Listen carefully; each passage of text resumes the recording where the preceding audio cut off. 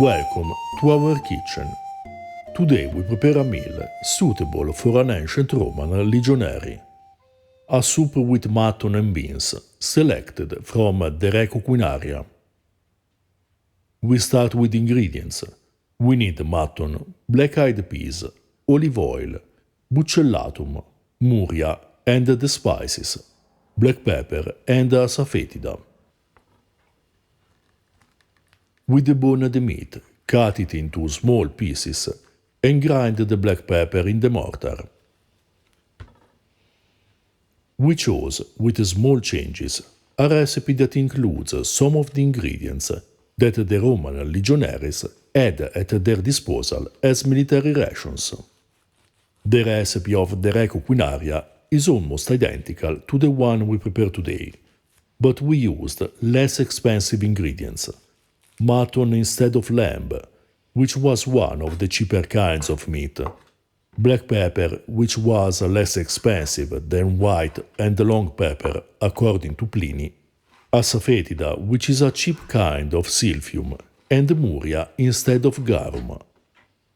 As we saw in the past, muria was a plebeian condiment obtained by salting fish, mentioned for instance in the Vindolanda tablets, found in a fort in Roman Britain, used in the same way as garum but less expensive. The term used by the author for the beans is faseoli faratarii, probably a copyist's mistake. We used black-eyed peas, one of the kinds of beans available in the antiquity. Instead of buccellatum, in the text we find buccella panis, which means morsels of bread, but buccellatum was perfect to prepare this recipe.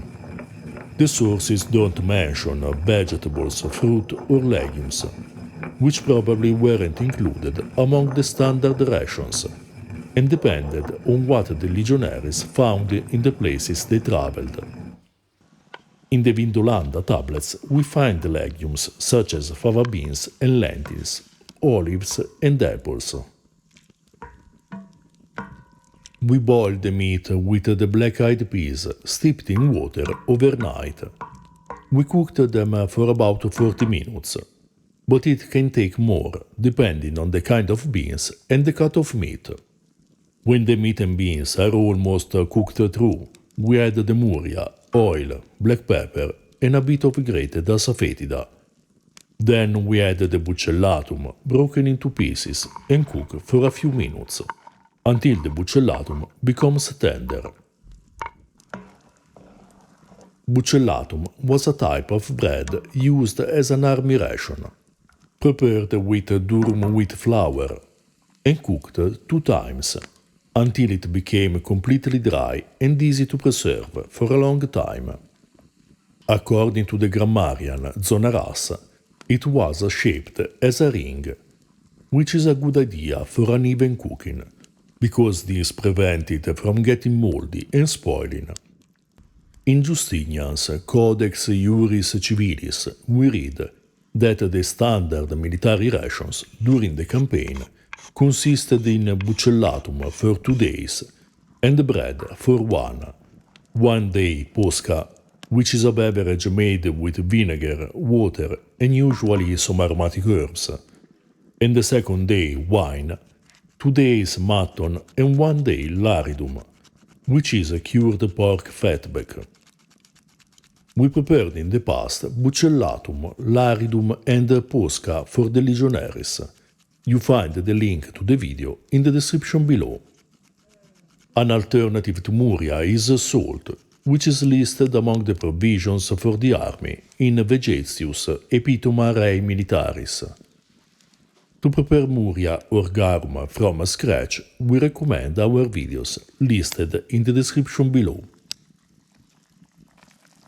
To know more about food in ancient Rome, check out our book Ancient Roman Cooking or our Patreon page, in which you find several articles on historical food and translations of sources, among which the first 8 books of the Re Coquinaria.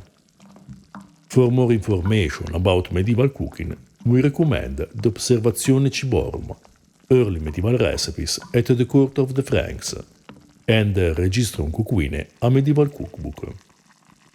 If you're interested in vegetables and legumes in historical cooking, read early Italian recipes, vegetables, fruit, herbs, and flowers.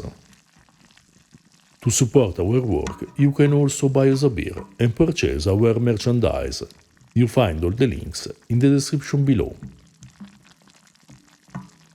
This soup was amazing, simple and full of taste. Buccellatum is surprising. It absorbs the liquids perfectly and doesn't taste like stale bread. And for this reason, it is perfect for a soup and very appetizing. There are many possible variants for this plate. We tried the same dish with pork and turnip greens a few evenings later, and it was good as well. We recommend pairing this dish with cheap red wine, Posca, or even ale, mentioned in the Vindolanda tablets, to experience the authentic taste of a Roman Legionaries dinner. If you're interested in ancient foods and flavors, subscribe our channel and consider supporting us on Patreon.